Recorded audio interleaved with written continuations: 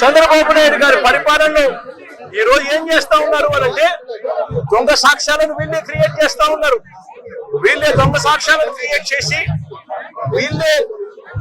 వీళ్ళకు నచ్చని నాయకులందరినీ కూడా ఒక పద్ధతి ప్రకారము కేసుల్లో ఇరికించి జైల్లో పాలు చేసే కార్యక్రమము, చంపించే కార్యక్రమాలు దగ్గర నుండి చంద్రబాబు నాయుడు గారు చేస్తా ఉన్నారు.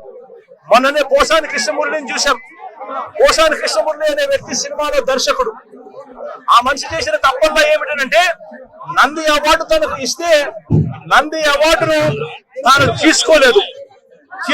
తీసుకోకుండా కుల వివక్ష పాటిస్తున్నారు అని చెప్పి ఒక స్టేట్మెంట్ ఇవ్వడం ఆయన చేసిన తప్పు.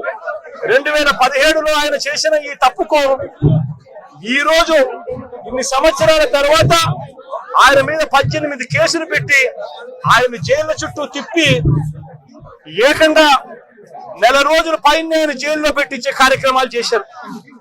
దళిత మాదిక సామాజిక వర్గానికి సంబంధించిన మా లోక్సభ సభ్యుడు, మాజీ లోక్సభ సభ్యుడు నందిగాం సురేష్ పై తప్పుడు కేసులు పెట్టి ఏకంగా 145 రోజులు అతన్ని జైల్లో పెట్టడం కూడా చేశారు. మాజీ ఎమ్మెల్యే పిల్లని రామకృష్ణారెడ్డి ఇతని మీద కూడా కుట్రపూరితంగా తప్పుడు కేసులు పెట్టి